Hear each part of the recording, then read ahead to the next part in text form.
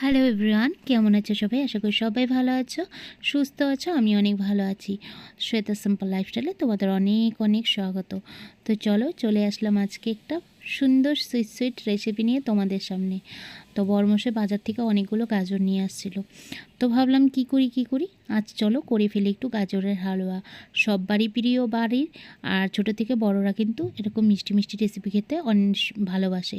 তো চলো, ঘরের সবাইকে তোমরাও একবার বানিয়ে খাইয়ে দেখো আমার মতন করে। আশা করি সবার ভালো লাগবে, কারণ সবাই অনেক রকম বানাও, একবার এভাবে ট্রাই করে দেখো। তো চলো, সঙ্গে দেখো, ফুল ভিডিওটা ওয়াচ। কে কী খাবে চলে আসো। গরম গরম গাজরের হালুয়া। তো চলো, আজকে আমি এই রেসিপিটা বানিয়েছি, তোমাদের সাথে শেয়ার করি। আর খেতে কিন্তু দারুণ হয়েছে। আমি একটু টেস্ট করে দেখেছি, ছেলেকে টেস্ট করতে দিই এখন। চলো। তো বন্ধুরা দেখো, এদিকে আমার গাজরের হালুয়া বানাতে যা যা লাগবে নিয়েছি: গুঁড়ো দুধ, নিয়েছি গাজর, তারপর দেখো এদিকে কাজু বাদাম আর ফুল ক্রিমওয়ালা দুধ, তারপর কোকোনাট পাউডার, আর নিয়েছি কিশমিশ, ঘি আর একটু আলমন্ডস। তো চলো, এটা সুন্দর করে আগে আমি গাজরটাকে কিন্তু ধুয়ে একটা সুন্দর পাতলা ছোট্ট গ্রেটারের সাহায্যে কেটে নিয়েছি। আদিকে কড়াই বসিয়ে দিয়েছি, কড়াইতে দিয়ে দিলাম বেশ খানিকটা ঘি।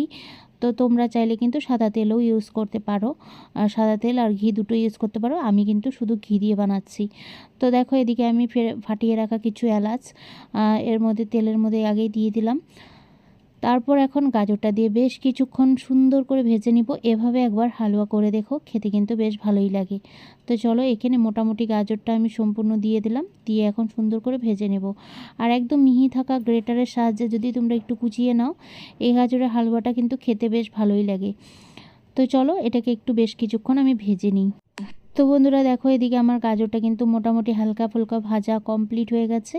এখন এই পর্যায়ে আমি এখানে সেই কাজু আর আলমন্ডটাকে আমি একটু গুঁড়ো করে নিলাম। তো তোমরা চাইলে একটু কেটে কেটে দিতে পারো, আমি একটু গুঁড়ো করে নিয়েছি। তো এদিকে দেখো, আর কিশমিশটাও অ্যাড করে দিলাম। তো বন্ধুরা দেখো, ড্রাই ফ্রুটসগুলো দিয়ে বেশ কিছুক্ষণ আমি একটু নাড়িয়ে চাড়িয়ে নেব। তারপর এর মধ্যে আমি অ্যাড করে দিব কোকোনাট পাউডার।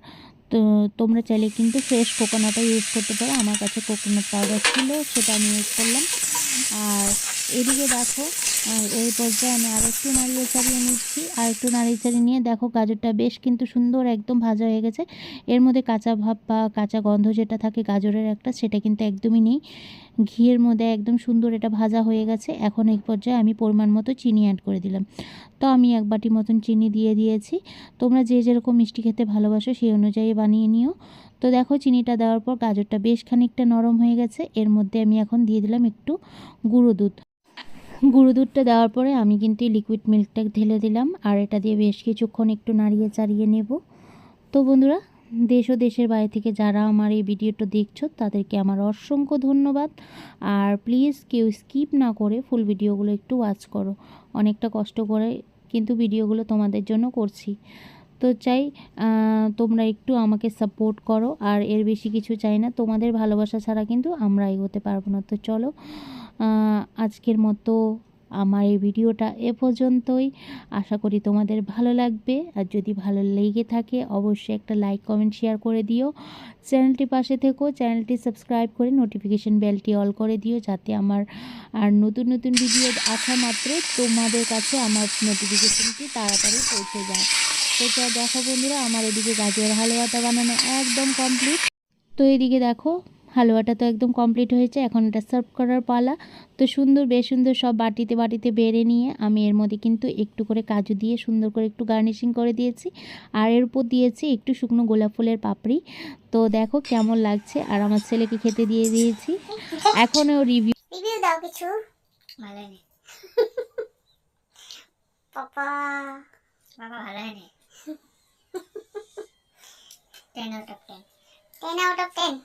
ঠিক আছে। ভালো লাগলে অবশ্যই একবার ট্রাই করো, পরিবারের সবাইকে বানিয়ে খাওয়াও। তো